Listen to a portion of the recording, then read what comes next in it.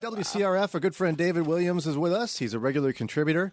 Been in town here a number of times as a guest speaker. He's also an evangelist, an itinerant preacher. Welcome back to the show, David. Hey, thanks for having me, Brian. Good morning, Jannelle. Hey, what's up, Dave? So we've got a whole bunch of people talking about abortion now. There's even hope that we could see it overturned. What? I thought you were going to talk about something else. I'm sorry. That's why I laughed. One of your many problems? That's not funny. So I was thinking about Janelle and I like giving each other a hard time, David. You know that. You know that. Yep. So increased attention on abortion across the country. So at the Supreme Court, they're going to hear a case in the next session that could really put Roe v. Wade on its heels here, maybe even get rid of it. Yeah. So it's time for the church to go, ha! Told right? ya. I'm going to get you. No? Yeah. You know, it's something because as we think of the changes that could happen, it's going to impact people's lives in a lot of ways. You know, it could really impact lives on both sides. Yeah. But before we jump into that, I want to talk about how abortion has already impacted people's lives. You know, the last 48 years, it's been legal in our country for, preborn babies to be killed in their mother's womb. And that has left just, 62 million deaths since 1973. But I think we don't often think about the ripple effect that has come from that. So there's a woman that's attached to every one of those children. There's a man that's attached to every one of those children. So there are millions of men and women in our country that are hurting, that are broken, that are suffering, and many of them in silence from abortions in their past. If you look at statistics, 1 out of every 3 women by the age of 45 have had at least one abortion. It's about 1 out of 4 women that have had abortions, and then you got their partner that goes along with them.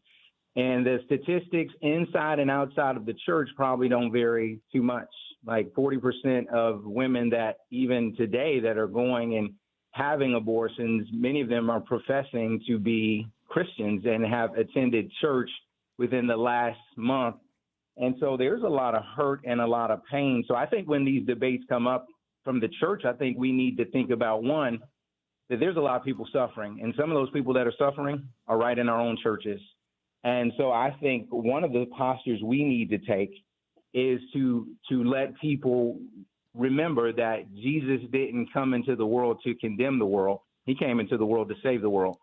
And that abortion isn't the unpardonable sin, that there is forgiveness for those who have had abortion. There is healing and there is grace, and that is found in Christ. And I think if we take the posture to minister to those who are among us, who that is a part of their past, and as you guys know, that's a part of my story. I've been complicit in abortion and my first child when I was 19 years of age. And yet I also know I've known the guilt, the shame, the pain of that, but I've also know the grace, the healing, the forgiveness of that, which now allows me to, one, look at others who have gone through this, not in a way where I'm coming down and condemning them, but I'm able to show them grace and to point them to hope and to point them to forgiveness.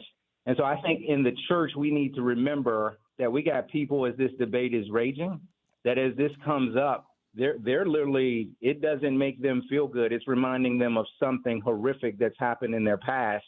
And as the church, I think we have a responsibility to minister to those among us who are wounded. I'm a part of a ministry that's called Save One, and our mission is to help men, women, and families to recover from abortion. And I know as a ministry, we provide training, and we love to work with churches to help churches to be the place where people can get the healing for that brokenness and that wound in their life that has come from abortion. And I think, so one posture is we need to remember that even among us are some that have experienced this, and they need the touch, the hope, the healing of Christ so that they can really rise up and be a compassionate voice to others.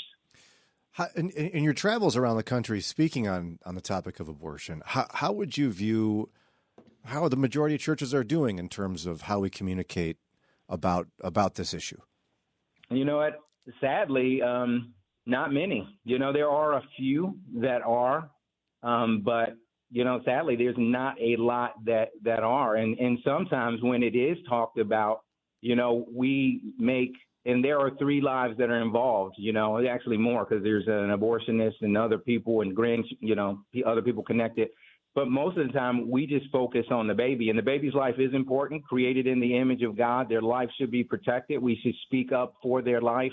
But we often forget that there's a woman and a man that's connected. So often when it is talked about, I've heard people say that they have felt so condemned because that other part of it isn't talked about, God's forgiveness, God's grace, God's healing. So it is a twofold thing. I don't think the church does a lot with it. And oftentimes, if there's a pregnancy center in a community, many churches almost feel like they got that. But the pregnancy center, in many regards, is the front door to the church. You know, many men and women who find themselves in a crisis due to an unplanned pregnancy, they'll come to a pregnancy center in the time of need. But that pregnancy center becomes the front door where these people can be ministered to with the love and the compassion and the gospel of Jesus Christ. But then these people, they're going to need a place where they're going to have people coming alongside of them because, you know, you got women who are single moms and they don't have much help. And if we're really as the church, you know, yes, we want to see the law change, but if the law changes, that doesn't mean people's hearts are going to change. People aren't going to stop getting pregnant because laws change. People are still going to be faced with getting an abortion. Will we be there to come alongside of them, to let them know that we will walk with you, that we will be the ones who, you know, are willing to take in these children? You know, we're the ones supposed to take care of the orphans. You know, we're to take care of the widows. So are we the ones who will take care of these kids if a mom says, I can't handle this kid on my own? Are we ready for that? Because with changing of laws, and I think laws do need to change. You look at things like slavery and the civil rights, you know, it's like when injustices are there, I think the law should be the one that mediates so justice is coming forth. And every human life should be protected, even the preborn baby. But the church has a part that the government can't play. You know, we can't just look to it getting a pro-life politicians in there and think we've done our job. Because we need to minister to the people who are out here who are really dealing with the real-life consequences of this, not condemning them in their sin, but ministering the grace of Jesus Christ to them and being willing to walk with them through their mess so that they could see the love of a God who wants to transform their life and give them a hope and a future. See, you know, I think some believers have that kind of hard edge and kind of the anger with abortion because they're fearful that too much compassion will sound like permissiveness. What would you say to them on that? No, you know, it's we're you know, I think Jesus, you think of Jesus, he's full of grace and truth. So, you know, it's like grace does not negate the fact, or grace does not give us the liberty to sin and live any old kind of way we want to. Grace actually empowers us to live a brand new life. But for people that have already been broken by it, Jesus didn't call us to condemn them. He called us to minister his hope and healing and salvation to them. Yes, we're to speak up for that preborn baby and the shedding of innocent blood God hates.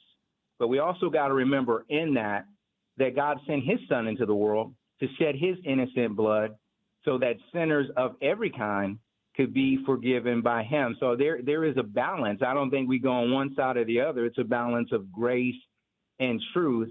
But once somebody has made that decision, we do everything we can. And I know my brother and friend at Cleveland Pregnancy Center, they do everything they can on the front end to speak up for that preborn baby, but also to be to help that woman to realize her life is valuable because they know that should she have an abortion, it's not just a choice. It's something that's going to bring pain and hurt and trauma to her life for years. So we speak up for that baby, but we do it not just for the baby, but for the sake of the woman. And then, sadly, if she should choose to have an abortion, we don't abandon her. We're still there to minister to her because Christ would minister to her.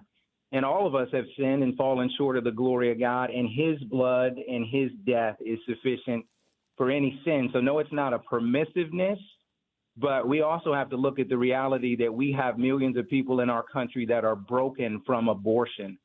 And it's a missions field. Jesus said the harvest is plentiful, the laborers are few, and pray to me to send laborers into the harvest field. So are we going to minister to those who are broken, or are we just going to speak in a way that makes them feel more and more condemned for what they did? Because Jesus didn't come for them to be condemned. He came for them to be saved.